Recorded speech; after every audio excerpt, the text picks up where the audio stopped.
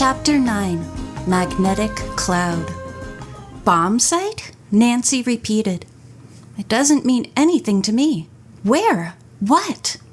I know what it means to me, Bess exclaimed fearfully. We might be blown sky high.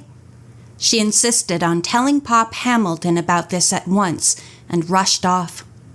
Nancy and George were not frightened. The message did not indicate the bomb site was local. The girls continued to work on the puzzling message. A few minutes later, Nancy said, I have the word before bomb site. What is it? George asked. Revolution, the young detective replied. George was stunned. You're right. I got as far as Rev, Nancy. The mystery is getting deeper. Bess returned, saying she could not find Pop Hamilton. She was shocked when she heard the word revolution. Maybe we shouldn't stay here, she said. Nancy suggested that they all hunt for Pop, perhaps on horseback. The three girls searched for him, but could not locate the rancher. They finally concluded that he had ridden far out on the range. I guess we'll have to wait until tonight, Bess said. But I admit, I'm scared silly. A few minutes later, Chuck rode in. He greeted the girls, said he had come only to pick up some tools, and was going right back to where the boys were working. We're mending a fence, he told them. Then, looking at Bess, he asked, How about your getting a pony and riding up there with me? The girl's mood changed completely. In the wink of an eye, she had forgotten her discovery and the worry about the words revolution and bomb site. She ran back to the ranch house to change her riding pants, which she had torn, and was ready by the time Chuck finished his errand. The two rode off, laughing. Nancy and George looked at each other and grinned. They would have to continue to decipher the words on the back of the metal without Bess's assistance.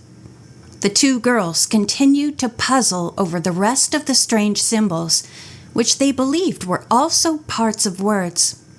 They assumed that the balance of the message followed the same pattern. Each symbol was the lowest quarter of a letter. There was total silence in the room as Nancy and George used more sheets of scratch paper trying to figure out other words from the marks etched into the metal. Finally, Nancy did find one. The word below bomb site is under, she stated. Good, said George. But under what?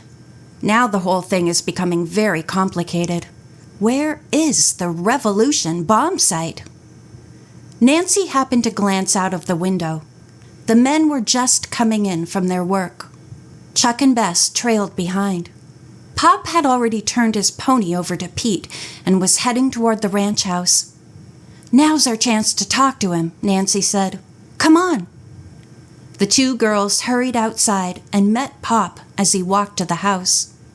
Nancy asked, Did you talk to Bess? The rancher shook his head. Is there any reason why I should have?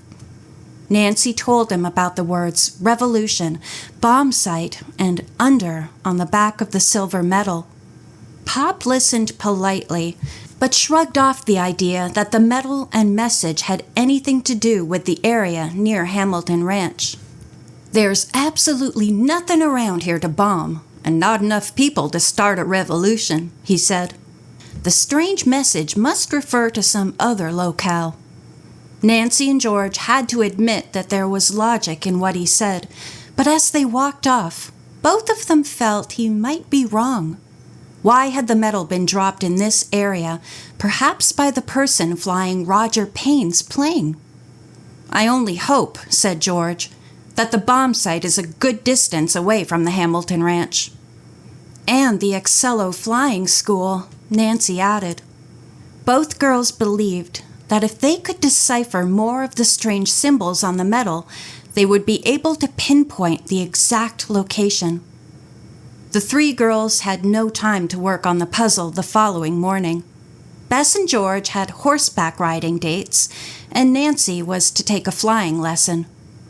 She met Bruce on schedule and soon was in the pilot's seat of the Excello craft. As she raced down the runway for a takeoff, the girl detective asked, "Okay if we aim for the mystery spot, Bruce?" He grinned. "You don't give up easily, do you? But I admit I'm just as anxious as you to see the kidnapping case solved. So go ahead." As they approached the area where the big cloud was, they spotted an oncoming plane. Bruce said, "Roger's craft is equipped with a radio that can be tuned to Unicom. I'll see if I can raise him." He turned to a frequency of 122.8 megacycles. There was no response to his call, but the plane was getting closer. "You'd better climb," Bruce said. Nancy pulled gently on the stick and climbed 100 feet above the path of the oncoming plane. She asked Bruce to look through the binoculars to see if he could identify the other craft. He did so and exclaimed, "That's Roger's plane, all right, but I can't understand why it doesn't answer me." Nancy replied, "If the mysterious sky phantom is the pilot, he won't answer you." The stranger began a wide turn, which took him to the far side of the big cloud. Nancy also banked and turned for a chase. As they came near the cloud, she and Bruce were just in time to see Payne's plane disappear inside the mysterious formation. "Now what are we going to do?" Nancy asked. "Just keep going round and round until whoever is in there is forced out or pleads for help?" The flying instructor did not reply at once. At last he said, "Roger's plane is larger than this one and has more fuel capacity. We'd probably run out of gas before he would. Perhaps we should land near the spot where he leaves his plane and watch." Before Nancy had a chance to figure out her approach pattern, she encountered a strong tailwind and turbulence that forced her directly underneath the cloud. The next moment, there was a terrific updraft. It carried her plane into the vapory mass. "Oh!" Nancy cried out, bewildered. "Bruce, quick! Take the controls!" He did so, but just avoided a collision with Roger Payne's craft, which shot out of the cloud. It quickly rose above the turbulence and went off. Bruce followed the same procedure, but did not attempt to chase the other plane. When Nancy's heart stopped thumping, she said, "Can we go back inside the big cloud and see if we can pick up a clue to why the sky phantom hid in there? Evidently it's not so dangerous as people say." Bruce nodded. He turned again and flew directly into the cloud. They went round the edges of the vapory mass and down to the center. There was nothing to be seen. "I guess it's just a hiding place for the sky phantom," Bruce said, and made another turn, going into a different section of the giant cloud. Suddenly, dead ahead, they came face to face with a strange sight. The dark outline of a giant. The face was grisly-looking and indistinct. "What is it?" Nancy asked, wondering if this was some great creature that might attack them. Bruce passed it and laughed at Nancy's fear. "Would you like Sir Galahad Bruce Fisher to run him through?" he asked. The remark made Nancy grin. She imagined the young pilot wearing a medieval coat of armor with pilot wings on the breastplate. Without hesitation, she said, "Yes, Sir Galahad, run him through." Turning, Bruce approached the dark, menacing giant and whipped down the center of it. Now the pilot came out of the great cloud. "Had enough excitement?" he asked his pupil, who was staring ahead, unable to believe what she had just seen. Nancy shook her head. "Please, Bruce, let's go back inside the cloud and see if the black giant disappeared. What was it anyway?" Bruce said it was a midget storm cloud held in place by the larger white formation. The obliging teacher went down under the cloud and again swooped up into it. To his and Nancy's amazement, the storm cloud had reassembled.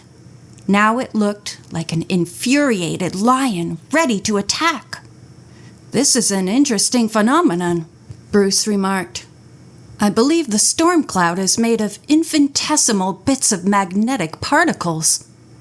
Wondering what form the black vapory mass might take next, Nancy decided they should pierce it and find out. "Okay, my lady, your wish is my command," Bruce said with a twinkle in his eyes. "Here we go." Nancy grinned, but a few seconds later her face froze. Suddenly, on his approach to the inner cloud, all the instruments in the plane went haywire. Next, the lights blotted out. Nancy and Bruce were in complete darkness, with no reliable means of navigation. End of chapter 9.